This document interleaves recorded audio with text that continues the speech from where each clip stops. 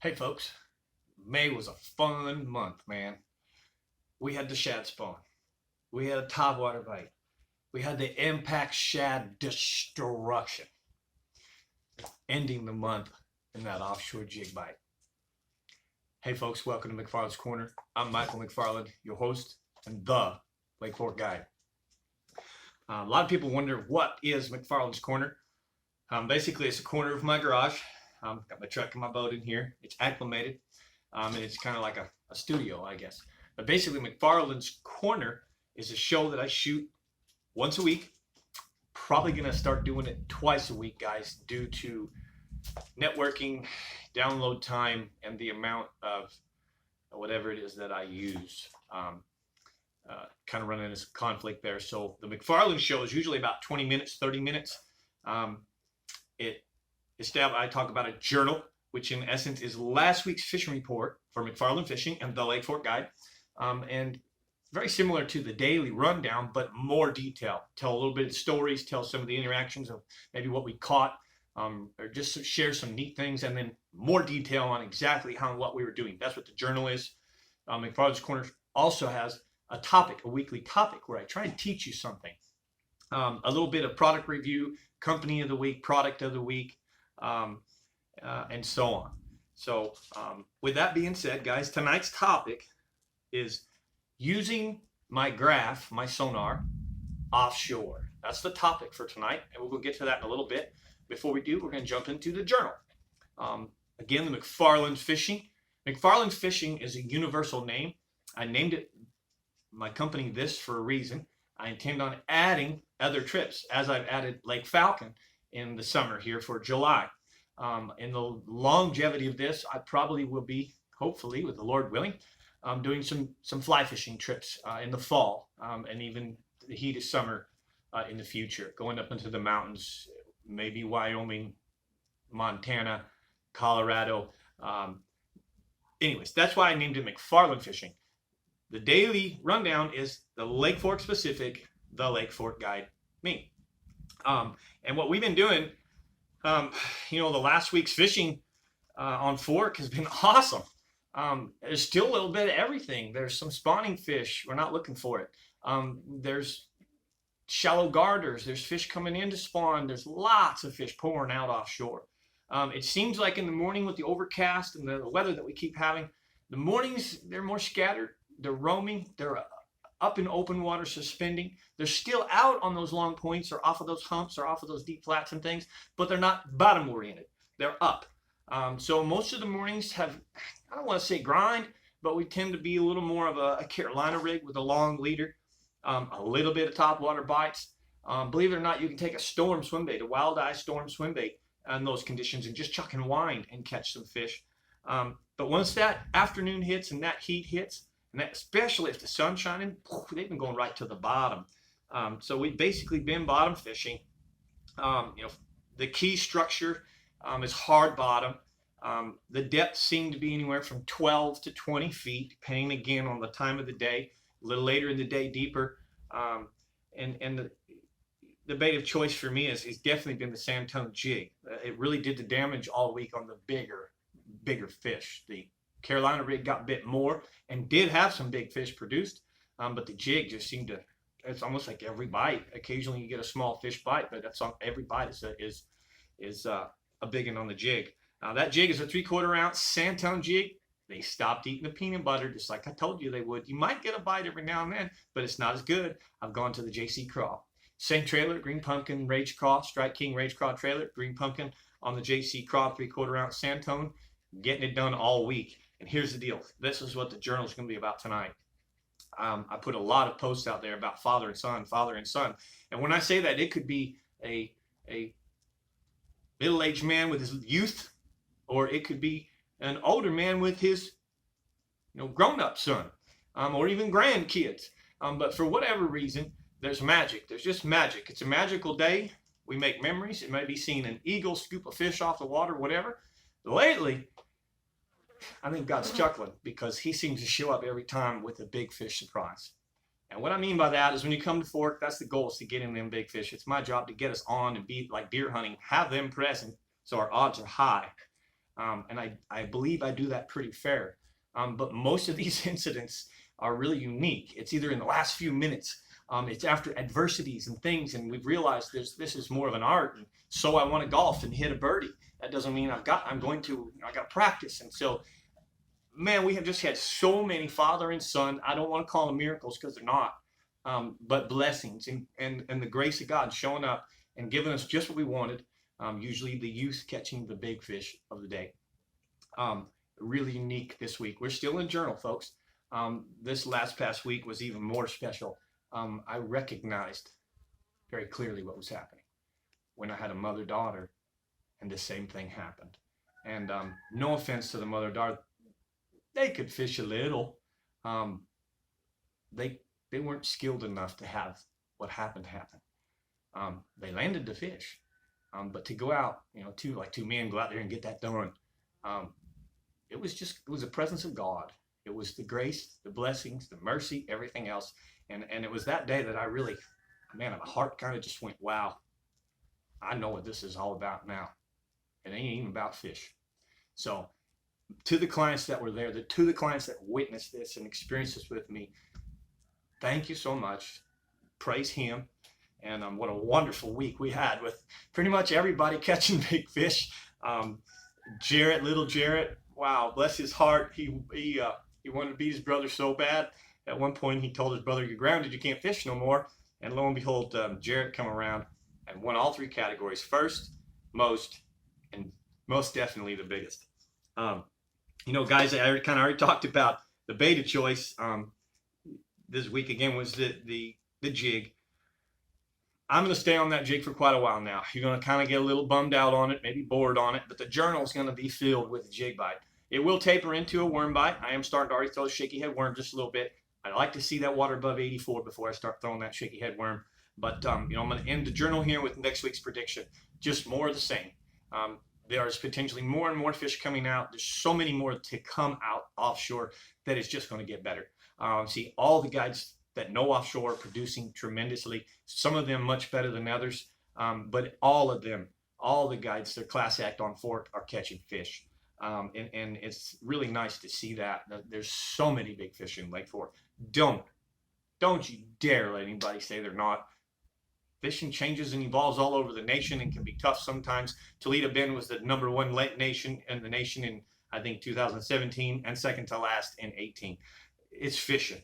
But Lake Fork's got them. It's always had them. And it is the GOAT Lake. So, folks, that wraps up the journal. Let's jump into, in the journal, let's give you a little more. I said the daily rundown was a quickie. This is going to be a little more detailed. So with the jig, tonight's offshore topic helps out a lot with this too. With the jig, in essence, I fish it a couple, 2, 3 different ways.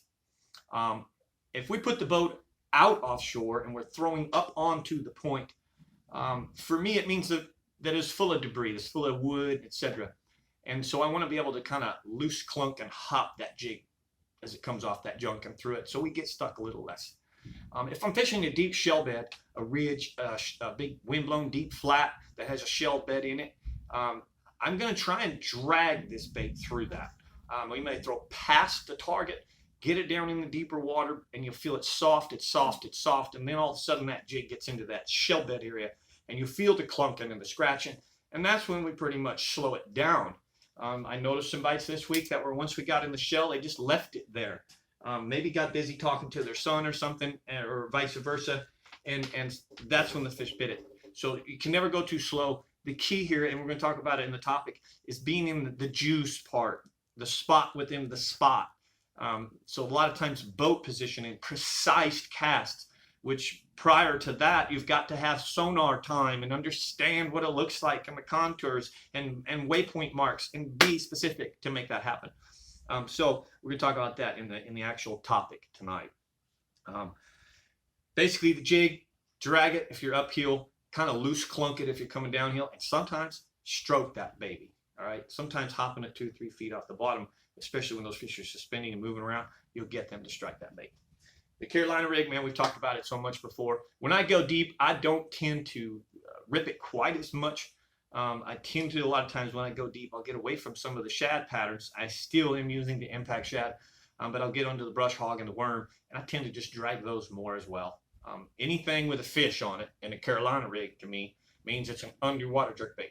That's all that Carolina rig's doing. I don't care what depth. If I put a fish behind a Carolina rig, then I need to work it like it's some kind of a soft jerkbait. And so, all right, product. No, let's do company of the month. Just recently I've talked a lot about the McFarland signature and the real-time rods. Real-time rods is the company of the month this month. See, I told you I bring this to you unedited. It's all live, or at least the essence of as live as I can be. Anyways, real-time rods, man, just quality assured. The craftsmanship is phenomenal. The blank is a Japanese blank. It comes straight out of Japan. You're not going to find a more sensitive blank. I've been fishing all my life, and it's just as sensitive as any of the top, the G Loomis, the Evola. It's everything you need in the sensitivity. So in essence, the new rods I got are an FS 7'8", 1225, which is basically like a 5-power. It's a heavy rod. It has a fast tip, so it's perfect for jigs and worms and soft plastics, but it's got super powerful and super sensitive. Again, I make them the company of the month just for the sheer fact of the quality service and craftsmanship that you get, aside from how good that rod is, that Japanese blank, and the price point you can get it at. So don't forget the McFarland signature. All that is a special add to any real-time rods you get. Okay, what that McFarland signature means is you're going to get the type of guides that I use, which are all ceramic with the micro concept. Now, they're not all micro, but it starts out with a micro concept. They're all ceramic with a titanium tip. It's also the choice of where I put the reel seat, and then we shrink wrap with this special shrink wrap that will never ever slip under any conditions, even ice. All right, it's a grip wrap, and it also helps sustain if the rod was to be kicked in the water, it will float. It will float, and you won't lose your rod. That's what the McFarland signature is. So you can go in there, and any rod you want to order, if you want to add the McFarland signature, I sure appreciate it. So does Real Time. You're going to love it. Guarantee it. All right. Product of the week.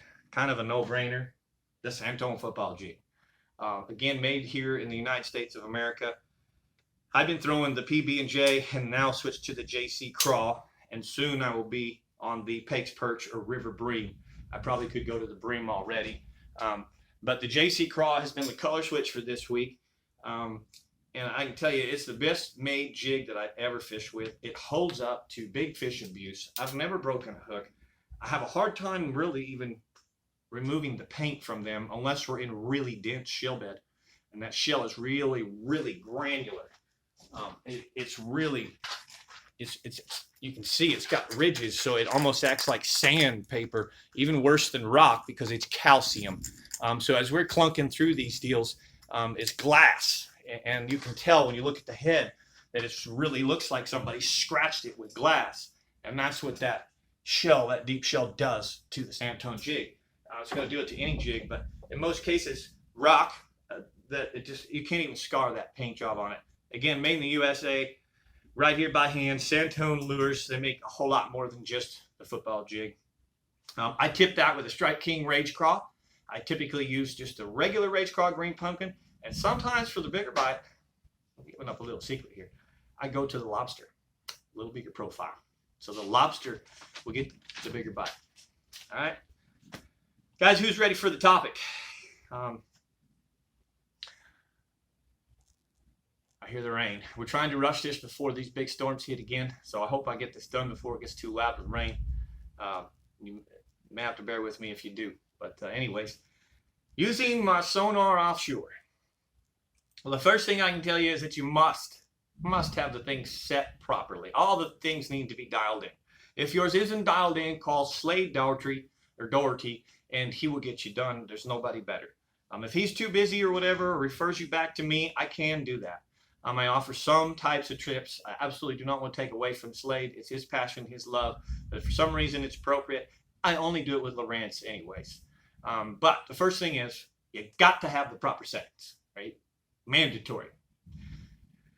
Now, what am I looking for and where? Well, the first thing is post-spawn offshore. I said offshore. I know bass are post-spawn, so I have a little knowledge of the bass. They're post-spawn. I'm going to look at long points that lead out of those places they just spawned from. Ridges, the closest humps, the closest deep water flats that potentially have wind blown into them. So locations that I'm looking for are, again, long points, humps, ridges, deep wind blown flats. Any kind of hard bottom or structure area that I can find. And the closer to those spawning grounds, the better. All right. Later in the summer, they'll get farther and farther away from it. But right now, I want them, they're just funneling out. So think of deer in an area and they're just funneling out. They're coming out of those first ridges. They're coming down those first ditches and stopping on those points and those stopping spots. Now, I want to find the harder bottom because it tends to be a cooler area. Here's where this gets interesting. All right. I don't know how many of you have ever heard any pro talk about the spot within the spot. But when you're offshore fishing, that is critical. There's always a spot within the spot. And there's even more important to find the spot within the spot, to find the biggest fish on the spot. So if you have a huge offshore structure, a hump, it may have one little lay down within it, or maybe a bunch of small brush piles and one lay down with it. And the biggest fish owns the lay down area, and the small fish settle for the other areas. But a domain, think domain. So a spot within a spot, or in Texas, they call it the juice. You found the juice, okay? And so the first thing is you're going to find this harder bottom area, long point, a big structure, a hump, whatever, heartbreak ridge, all right? Now, within that spot, you're going to look for juice spots, spots within spots, maybe a lay down log, as I implied. I'm going to tell you that for me, it's the shell bed areas. So if I can find a half a basketball court shell bed that's laying in a 200-yard deep wind-blown flat, and there's maybe 3 of them, maybe in a 200-yard square deep flat that's get wind moving on it, there's 3 little shell beds. Well, you can get bit throughout the whole hard bottom area. But if you hit the spot, and if you hit the spot over and over and over and over again, that's when you produce more consistently, and that's when you catch the bigger fish. Okay? So that's called the spot within the spot. All right. A couple other things that I'm looking for. The shell bed area, again, it's going to be it's a double echo. So when you get in the hard bottom, you're going to see it get hard. The bottom turns yellow. Now you're looking for the double echo within that harder bottom area, and that's like a dinner table. All right? It's like a deer feeder. You'll most of the time find the bait associated on and or above the shell bed area. That's where the highest food is for them all. It's really unique once you get this down and you start spending time, everything's the Dead Sea around, and then bam, you find the juice spot, and lo and behold, there is your bait, which is also what I want to make sure usually is present. If I got bait present, I'm going to stick around because it's a feeder. And fish live in the trees in Lake Fork and come to that little shell bed area to get food, like a shark in the ocean coming to the coral reef. There's no difference. So I'm the newbie here on Fork. I came here 6 years ago. I don't know Lake Fork full of grass. I know the new evolution of Lake Fork. And I promise you that the new evolution without the grass is about that right there. And it's about the spot within the spot, the juice, okay? And that's what I'm trying to get through to you today. I use my sonar to help me narrow down, help me paint a picture of what's down there, which means here's the tip of the week, okay? Oh, let me back up before I get the tip of the week. Once I've done that, by the way, once I've narrowed it down, I got all those things and it's functioning now. I know the depth, it's a key depth here, etc. It's on the north blown side today because of the wind. I look at my mapping and I try and replicate and expand any other areas in the lake that potentially has the same setup, the same concepts as I found them in. And by process of replication and expansion, I now have a milk run throughout the lake to fish on a daily basis. There's the storm. Hey, it's all right. Don't bark. There's the storm just on us. And this is good. We're getting kind of to the end of the show, folks. The tip of the week now is when I'm offshore. It is so important that I make lots of GPS marks and I make notes. I use the proper icons. I can't just use blue balls for everything. I won't know what everything is. So I use humps and ridges. These units have a plethora of icons, even picnic tables. If you find a picnic table underwater, mark it as a picnic table. If it's a break in a ridge, mark it as a break in a ridge. If it's a hump, mark it as a hump. If it's grass, mark a grass, a tree. You can put all these icons and multiple notes, time of year you were there, etc., etc. If you look at my unit, it just overblows the ability to read the navionics with verbiage, icons, and notes. all right? Not just blue marks or an X. So the tip of the week is always use proper icons. The more notes and information that you can retain in your unit to help you remember on another day. That's the tip of the week. Good show. I feel like I kind of jammed right through it. I think we laid it out perfect because I hear the rain starting to hit.